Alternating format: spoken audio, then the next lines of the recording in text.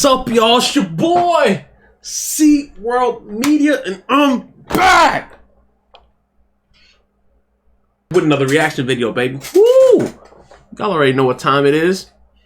I had to watch it.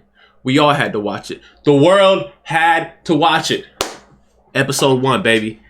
Falcon and the Winter Soldier. What do y'all think? What do y'all think? Tell me what y'all think, please. I want your opinions.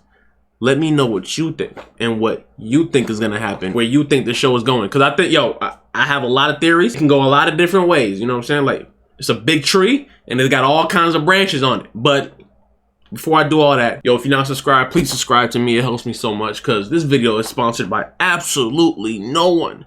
Please like the video, share the video. Like I said, let me know what you think and if you liked it. So yeah, this thing obviously, like everyone suspected, is starting out pretty much like an MCU movie.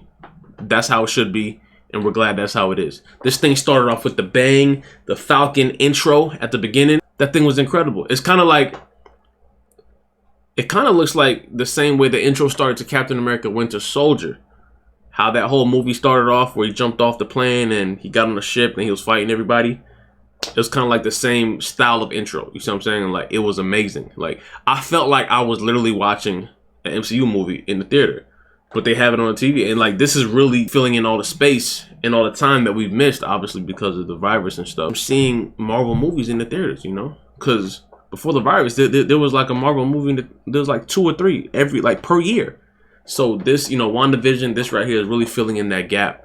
It was crazy action. Falcon was showing off his new gear, his new Falcon suit, showing off how all his gear works, the different gadgets and what they can do. He has a lot of combat skills. That boy got hands. Like, dude can fight. Flew on that plane and he put some nuts and boots to everybody. Like, he was not playing no games with that mission.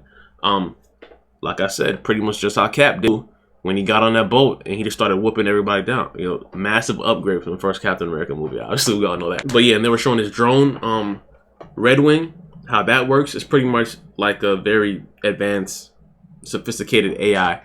Like Jarvis, so to speak. It listens to him. It does what he wants on command, and it's a very good tool for him to use. It helped him a lot in that beginning scene. Then after that, they pretty much show the dynamic and the background of Falcon and his family. It looks like the only family he really has left now is his sister and his nephews. Since obviously Falcon was blipped out in the snap when Thanos just sent everybody away. Some people left, some people stayed. His sister and his 2 nephews were some of the people who stayed, so they were not blipped out. So they actually grew 5 years. So he was talking about how, when he left, last time he saw them, they were just babies, and now they're all grown up and stuff. So that was cool that he got to come back, and they're really showing the background and the family dynamic that he has with his sister. Because pretty much, now he's not doing Avenger stuff, Avenger work, but besides that beginning scene, he's just a regular dude now, and he's trying to live a regular life just like how his sister is. And they have like a pretty much, I don't want to get into too much to it, but they have like a family boating business that they used to do back in the day. And his sister wants to sell the boat because she doesn't have much money anymore. I can't remember if, yes, she's a widow. Her husband died somehow. I don't think they talk about how. She needs some money and she's trying to sell, I think, the boat and the house maybe too. And Falcon's like, nah, I don't want to do that. He's like, I'm back now. I can help you, blah, blah, blah, blah. He was like, trust me, I got you. So he says all that, and then they go to the bank and he can't even get a loan, It's very messed up how, in the show, pretty much shows how, like, all these heroes did all this stuff for the world. They saved us from Thanos. They saved us from non-existence. And they really don't give them any compensation for it. Like, no money or anything like that. It kind of looks like it was voluntary. Even the banker's like, when the banker was real, he was kind of weird, but he was kind of cringy because like he was trying to take selfies and stuff with Falcon, getting all these pictures, like being like a real big fanboy, which is okay. That's an Avenger. I get where you're coming from, but at the same time, he wasn't trying to help him or nothing like that, and he didn't really care about their problems. Falcon and his sister try to come there to get a loan, and he's like, oh yeah, well, forget all that. You guys don't have no money. You've been gone for the last 5 years because you were blipped out, which that's not his fault. But but every now and then he would throw some slip back in there, yo, like, yo, can I get a picture? Can you put your wings? Can you put your arms out like wings? And he was like, bruh, like, and his sister was trying to tell him like, yo, I knew this was gonna happen. because I'm living in the real world. You've been gone fighting crime and all that stuff. So not crime, he's not Batman, but you know, fighting Thanos and all, and you know, that big war. So that didn't work. He denied them that loan, and Falcon's like, "No, don't worry about it. I'll go to every bank in the city." And she's like, "You can go everywhere you want. It's not gonna matter. This is just how it is." So she's a big advocate. I'm trying to sell the family boat. He's like, "Nah, it's not gonna happen." So they're really at odds with that. But I like how the show isn't just about good guys versus bad guys. Falcon and Winter Soldier fighting these bad guys. Like, they show their life now, how they are and how they're living, and how they're trying to cope with life after the Avengers, you know, after Endgame, with everybody going their separate ways. Falcon has this friend that he communicates with. I forgot the friend's name, but this dude, I don't know if he's like a cop or something like that, but he works with like this agency, and they're trying to catch this terrorist gang called Flag Smashers. He ended up getting attacked by the leader, because he went out there to the spot where they did like this flash mob thing where they all had the same mask on to like distract the cops, and he got beat down. And he got beat down by one of the leaders. I don't know if it was by one of the leaders or one of the main guys, but he's pretty much like one of those super soldiers that when they had the flashback in Captain America Civil War, they were talking about how there were some super soldiers that they experimented on. Well, people that they experimented on with the super soldier serum, but then like I think Baron Zemo ended up killing them or something like that. So like he shot them all, something like that. But now, in this show right here, that's pretty much, I think, the direction that they're delving. I think they're going to use that same storyline right there to have these people in this show as the villains. And I think when he hit a Falcon, these are the guys that attacked me. Falcon, you could tell Falcon started thinking. He started looking around like around the room. You know what? I think I may know what this is. He didn't say that, and his friend could tell he was thinking something, but he didn't say what it was. So he was like, you know what? I'm gonna get back to you.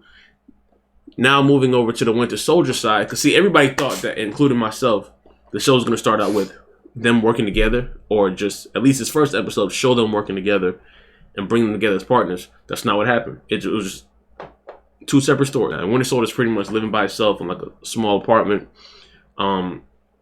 suffering from PTSD. He's having a lot of nightmares from when he used to be an assassin back in the day. So yeah, now he goes to a psychologist. He's lying to her, you know, because he's having all these nightmares, showing stuff that he used to do back in the day when he assassinated people and stuff like that. But now when he gets to the shrink, she's like, "Are you having nightmares?" He's like, "Nah, I'm good." So he's kind of like, he's trying to suppress everything that's going on in his life with his nightmares and his PTSD. He's not letting her know, but she knows that he's lying. She's like, "We've been doing this long enough. I know when you're lying." And she pulls out a little notepad, try to take notes, and he's like, "Yo, I don't like when you do that." He's like, "Oh, you doing a notepad thing again?" She's like, "Well, if you're not gonna talk to me, I gotta write notes." So that he starts to open up a little bit, and then he's pretty much telling her, he's like, "Yo, it's hard for me to live a normal life, you know, and it's hard for me to open up and to be that person that you want me to be now," because he was like, pretty much for the last 60 years, I've just been fighting nonstop.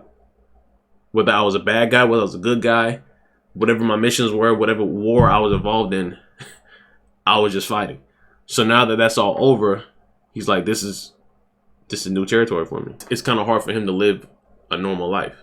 But what he's trying to do now is he's pretty much living his life where he's trying to make amends for the stuff that he did back in the day when he was involved with Hydra and stuff like that. So he's trying to take down like people who are currently still doing Hydra work. I didn't even know that was still a thing. They have some rules that he goes by, and he can't hurt anybody or something like that. He can't break the law, you know, can't do illegal stuff. Right now he has a new friend named Yori that he goes to chill with and he hangs out with. He goes to dinner with, stuff like that. And he just hangs out with them and has a good time.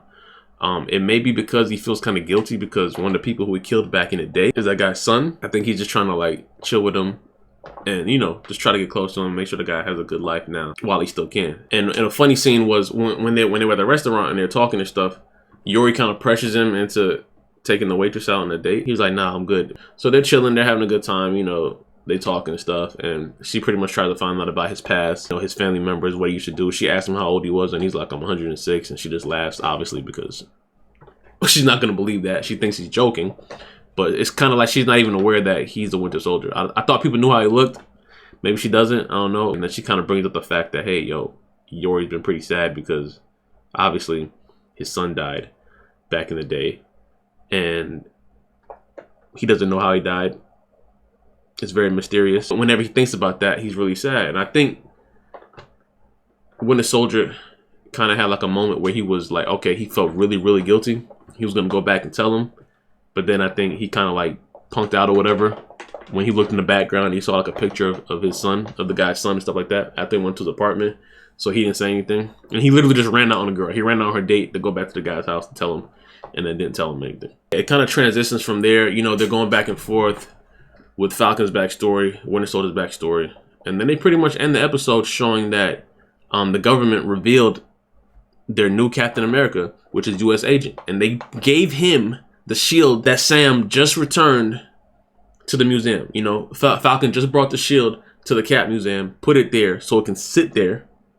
He denied taking up the mantle on purpose, pay respect to Cap, and then they go and take the shield probably like a few days later, a week later, and give it to U.S. agent. We need a new hero, and you know, we don't have any more heroes anymore. Blah, just some stupid stuff. War Machine made an appearance earlier when Falcon was returning the shield, and he was like, yo, why you didn't take up the mantle? He was kind of like giving a flack about it. He was like, yo, don't return it. He's like, you're supposed to be Cap now. But Sam was like, nah, I'm returning this. It is what it is. But yeah, and then it ended right there. They made the U.S. agent reveal. He kind of looks just like Casey Neistat. That's weird. I don't know what's going on with that. But yeah, let me know what y'all think. Let me know what y'all think about the episode, what you think is going to happen next, and what y'all think about Falcon's backstory, Winter Soldier's backstory, and how dirty they pretty much did Cap. No respect to Cap, just gave his shield away, gave it to U.S. agent. Let me know if y'all think U.S. agent is going to be the villain, or if it's really going to be these Flag Smashers people. Let me know, all right? This is your boy SeaWorld Media.